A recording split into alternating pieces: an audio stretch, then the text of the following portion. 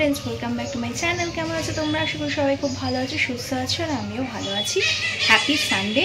তো সানডের দিনে সকাল সকাল উঠে ঘর ঝাড় দেওয়ার মোছা তো হয়ে গেছে, ওইগুলো স্কিপ করে গেছি তোমাদের সঙ্গে। তার আগে একটুখানি এক্সারসাইজ করে নিয়েছি। আর এখন আমি চলে এসেছি সংসারের কাজ করতে, রান্নাঘরের অবস্থাটা একবার দেখো। হ্যাঁ, প্রচুর বাসন পড়েছে। হ্যাঁ, আমারও শরীরটা খুব একটা ভালো লাগছে না রাত্রিবেলা, তাই জন্য বাসনগুলো মাজতে পারিনি। আর বাসন জমিয়ে রাখা আমার একদম ভালো লাগে না, কিন্তু কিছু করার ছিল না। তো চলো বাসন একবার অবস্থাটা। তো চলো কাজবাজগুলো তো এবার করে নিতে হবে। তবে প্রথমেই বলে দিই আজকে একটু ভিডিওটা একটু বড় হয়েছে। তার কারণটাও বলি। আজকে তোমাদের সঙ্গে শেয়ার করব কোথায় গেলে আমার মনটা খুব শান্ত হয়ে যায়, খুব শান্তি অনুভব হয়। তোমরাও যদি পারো তাহলে শান্তি অনুভবটা যদি পেতে চাও তাহলে সেখানে যেতে পারো।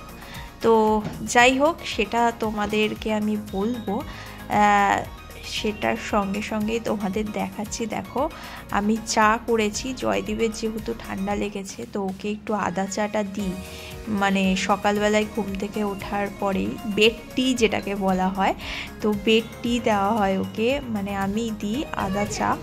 তো এই দেখো, চাটা এখন জয়দীপকে দিয়ে আসবো, চাটা নিয়ে যাচ্ছি।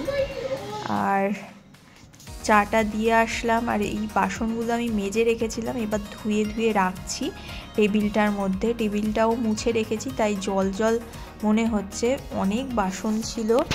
আর এই বাসনগুলো যদি এঁঠো দেখি আমার মাথাটা গরম হয়ে যায়, তখনই মনে হয় যে কখন পরিষ্কার করা হবে। তো জয়দীপ যখন সুস্থ থাকে ও করে, বাট ও কয়েকদিন ধরে এত অসুস্থ, মানে এত ঠান্ডা লেগে গেছে ওর, আমি তাই জন্য ওকে বলছি যে জলের কাজ করতে না।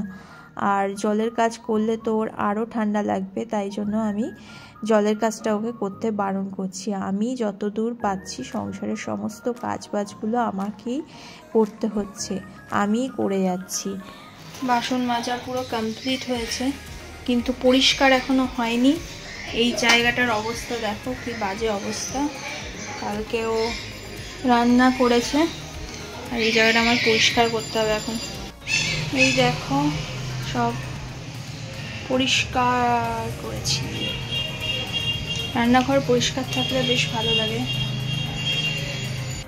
ঘর তো পরিষ্কার হয়ে গেলে এবার ঘরটা পরিষ্কার করতে হবে। মানে ঝাড় দেওয়া মোছা তো হয়ে গেছে, বিছানাটা দেখি পরিষ্কার করেছি কি করেনি জয়কে জানে।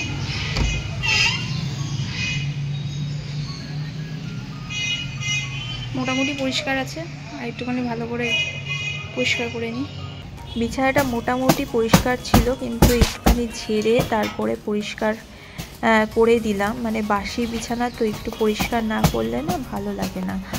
আর চাদরটা আমি সপ্তাহে একবার করে চেঞ্জ করি, হয়ে গেছে। আমরা তো সারাদিনই বাড়ির বাইরে থাকি, স্নানটা করে ঠাকুর পুজোটা দিয়ে দেবো, আর তারপর টিফিন, তাই জন্য চাদরটা আমি সপ্তাহে একদিন চেঞ্জ করি। আমি আর এখানটায় এখন পুজো দিয়ে দিয়েছি। এখন জয়দীপ ফোন করছে। সারাদিন পর একটু ফ্রি টাইম পেলাম। এখন বাজে প্রায় 11টা। জল খেলাম বলে ঢেকুর উঠছে। এই যে পেঁয়াজ কলি আলু ভাজা ছিল কালকে, আর সকালবেলা একটু বেগুন ভেজেছি, ওটা দিয়েই আজকে রুটিটা খাবো, মানে সকালের ব্রেকফাস্ট এটাই। আর সঙ্গে একটু ফল, এই যে কলা আর কমলা লেবু এই আনতে বলেছি, এটা এনেছে, এই খাবো। আজকে রবিবারের বাজার, তো রবিবারের বাজারে কি কি রান্না হচ্ছে তোমাদেরকে শেয়ার করব। অনেক কটা সবজি নিয়ে বসেছি। এই দেখো কি সুন্দর ফুলকো ফুলকো বেগুনি ভাজি, আমি দেখছো কি মজা। আজকে অনেক কিছু আইটেম হচ্ছে। এই দেখো, এটা হচ্ছে chilli chicken, dry chilli chicken করেছি। আর এখানটা এখনো তেল বসানো, এটা ফ্রাইড রাইস হবে। আজকে বেশ জোরদার রান্নাবান্না আমি করছি। এই দেখো, ভাতটা না, এটা ভাত করছি না, এটা একটা মিক্স সবজি দিয়ে মানে ফ্রাইড রাইসের মতন করছি। হ্যাঁ, আর করেছি হচ্ছে বেগুনি, দেখতেই পেয়েছো, আর করেছি হচ্ছে চিলি চিকেন। এই দেখো চিলি চিকেনটা পুরো ড্রাই করেছি। 3:10 আর এখন লাঞ্চ আমাদের চিলি চিকেন, ফ্রাইড রাইস আর বেগুনি, দুপুরবেলার লাঞ্চ। আর আমার এখানে মাছও আছে। তো কেমন মেনুটা বলো? লাঞ্চ করার পর 10 মিনিট 15 মিনিট গ্যাপ দিয়ে তারপর একটু ফল খাচ্ছি, কমলা লেবু। এরপর সন্ধেবেলায় আমি শাড়ি পরেছি, দেখতেই পাচ্ছি শাড়ি পরে আমি কোথায় যাচ্ছি। ফার্স্টে যাব হচ্ছে আমার বাবার বাড়িতে, তারপর ওখান থেকে যাবো আমার শান্তির জায়গা।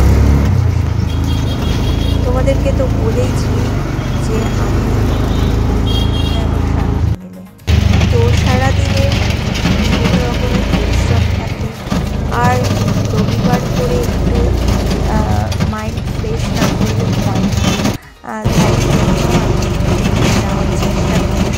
আর আমি চেষ্টা করেছি মাকেও ঘুরে দেওয়ার।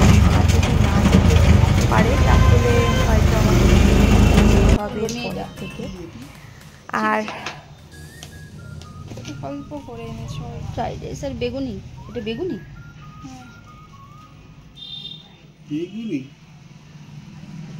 এই মুহূর্তে তোমার গ্যাস হয়েছিল বলে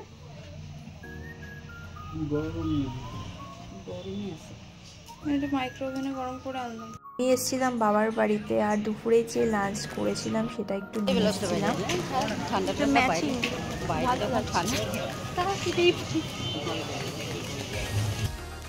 এই দেখো আমি এখন এই যাদবপুর স্টেশন থেকে না একটু কাছে হয়, আর তাই জন্য এই স্টেশন থেকে এই বেড়াটা, কাটা বেড়াও বলে, মানে লোহার রড আছে একটা, ওটাকে ডিঙিয়ে তারপরে যেতে হয়। এটা হচ্ছে শর্টকাট রাস্তা, তাই জন্য এটাই অ্যাপ্লাই করি আমরা সব। এটা আমাদের শর্টকাট রাস্তা, পুরো মানে পুরো বেড়া ডিঙিয়ে যেন চলে আসতে হয়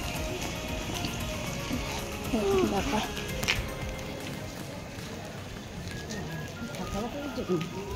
এই জায়গাটা ফাঁকাই থাকে।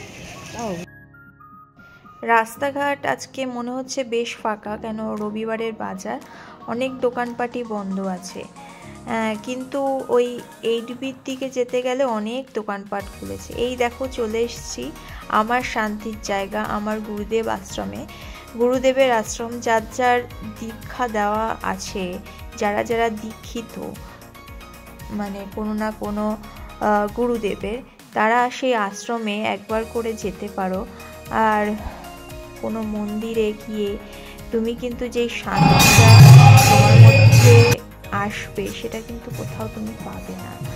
আমি এই জায়গাটায় আসলে একটা অদ্ভুত শান্তি আমার মধ্যে বিরাজ করে। সিরিয়াস বলছি, এটা মিথ্যে কথা একদম বলছি না। মানে সারাদিনের ক্লান্তি, সারা সপ্তাহের ক্লান্তি আমার কিন্তু এখানটায় এসে কেটে যায়, মন ভালো হয়ে যায়। যে কোনো মনের বাসনা তোমার এখানটায় আসলে যেন পূর্ণ হয়। আর এখানে দেখো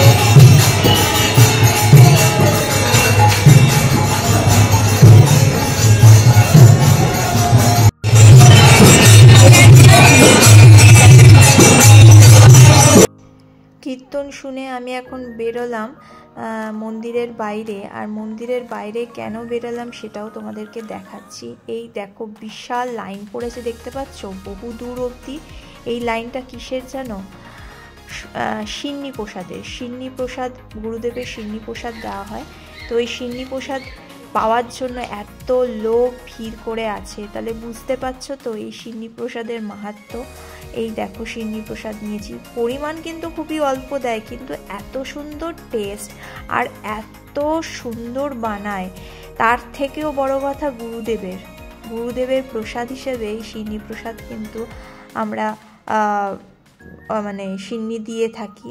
তোমরা হয়তো আমার ব্লগে দেখেছো, প্রত্যেক পূর্ণিমাতে কিন্তু আমি গুরুদেবকে সিন্নি প্রদান করি, করবার চেষ্টা করি। হয়তো কোনো মানে কারণে অনেক সময় হয়ে ওঠে না, তবে আমি চেষ্টা করি প্রত্যেকটা পূর্ণিমাতে সিন্নি দেওয়ার। আমরা এখন খুবই ক্লান্ত হয়ে গেছি, তাই জন্য